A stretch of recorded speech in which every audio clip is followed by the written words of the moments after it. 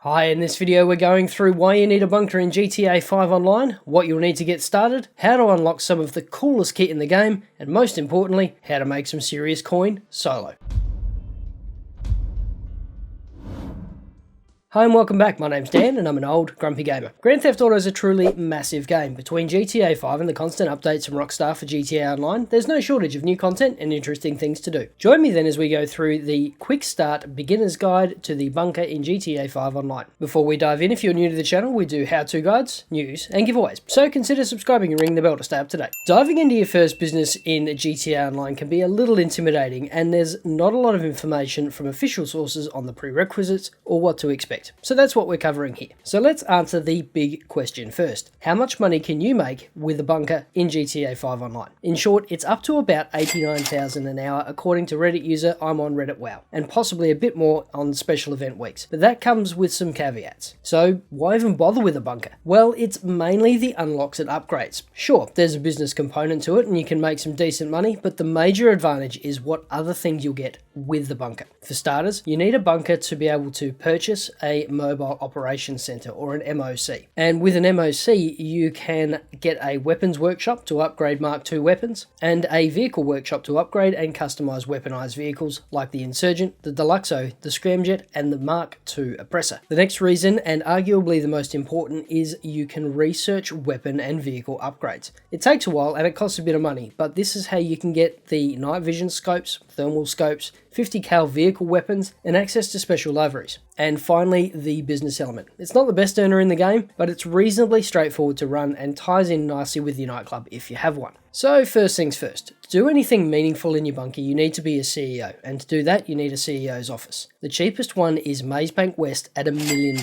Don't worry about the upgrades, you can renovate this later, just grab the cheapest one to start with. Once that's done, you can purchase a bunker. Now you can go for the cheapest one in Paleto Forest at $1,165,000, but it's really out of the way and will add time that you don't have to your sell missions. Instead, I recommend saving a bit more and going for the farmhouse bunker at $2,375,000. Now you can spend a bit more and grab some cosmetic upgrades if you like. You can also add personal quarters so you can spawn in at your bunker. There's an optional shooting range which is nice, and if you're feeling flush, the optional gun locker allows you to customize your loadout. And if you're feeling really cashed up, you can grab one of these caddies too. They're wholly unnecessary, but a bit of fun. Next up, to do anything really useful with your research, you'll need that MOC with a few upgrades. The MOC itself will set you back $1,225,000. You'll also need the vehicle and weapons workshop at a minimum, which is an additional $995,000. Right, so that's your starting point, an absolute minimum of $2,165,000, including your CEO's office,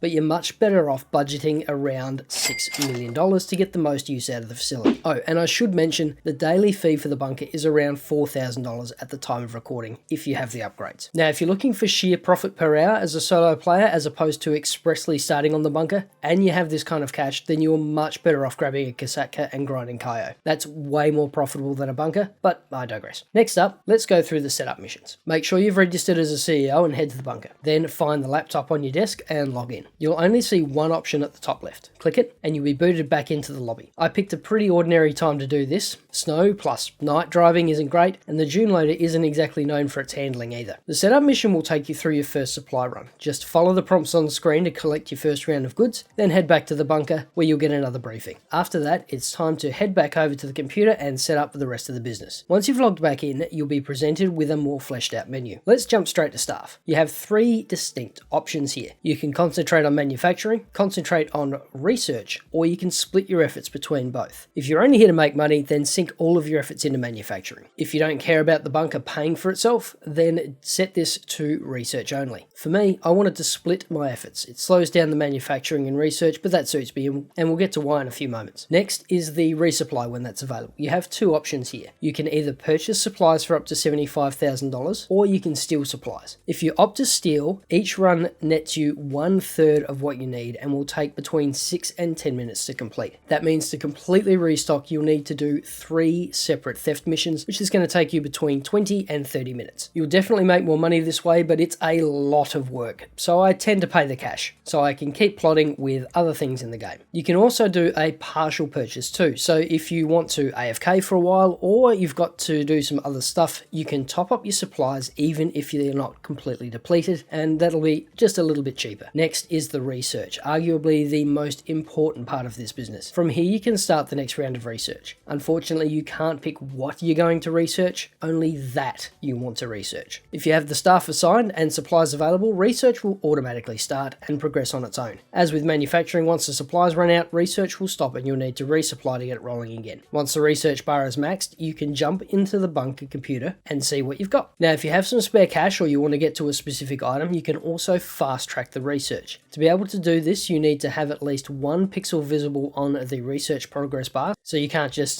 fast track thing after thing. You have to have supplies and leave it between fast tracks. But if you choose to fast track the research, you'll have instant access to the item, and that won't use any of your existing supplies. It will, however, cost you up to 225,000 plus the cost of the item you're actually upgrading. That said, as you can see here with the thermal scope, the heavy barrel upgrade, and the full metal jacket ammo on this Mark II sniper rifle, it absolutely makes a difference. And finally, onto the money making. Cell missions are lengthy and can be a bit challenging, so before you get started on these, I highly recommend having full armor, a grenade launcher, a heavy machine gun, an upper atomizer, and homing missiles are very handy as well. Now, if you're playing solo, you'll need to do these fairly regularly because you don't want to allow your stock level to go above 1/3 or so you can keep your deliveries down to a single vehicle. If you allow your stock levels to get too high, you'll need a friend to help you sell your stock, or you'll have to relay between 2 vehicles, which is really time consuming and really annoying. So once it's available, click on Sell Stock. You'll be presented with 2 options for selling, and you want to use the one that gives you the highest return. It will take an extra few moments, but the cash is much better. Click the one with the most cash. Then you'll be dropped back into the free mode lobby. Take a look around for a vehicle. You'll see either an insurgent, a monster truck, dune buggy, or a truck. Jump in, and as soon as Agent 14 has finished banging on, you'll see 4 or 5 markers on the map. Pick the one closest to you and head over. Bear in mind, the fastest route might be cross country. Once you arrive at the marker, you'll be prompted to drop the goods off and will inevitably be ambushed by Merryweather. You absolutely must deal with these clowns. Once you've sorted out that wave of mercs, bring up the map, set the next marker, and drive over. Now, if you only have 4 markers, once you've dropped off a package at the last one, you'll get a call from Agent 14 telling you the client has been ambushed and you'll need to protect them. Once he hangs up, you'll get a new waypoint. Head over and sort out the last of the Merryweather goons, then leave the area and you're done. If you had 5 markers straight off the bat, as soon as you drop off the last one, you're good to go. And to finish up, let's have a couple of quick tips as well. If you have the cash, you can upgrade the facilities, staff, and security. These upgrades will help with the speed and efficiency of production, reduce the chance of being ripped off or raided, but it will dramatically increase the daily maintenance costs. And finally, if you're going to go AFK while production's going on, or you have some other non-businessy stuff to do, resign from your CEO position. This will also reduce the chance of being ripped off or raided. And thanks for watching. Check out the video up the top for another business and money guide, or the one down the bottom for some more old Grumpy Gamer goodness. Stay safe, wash your hands, and we'll see you in the next video.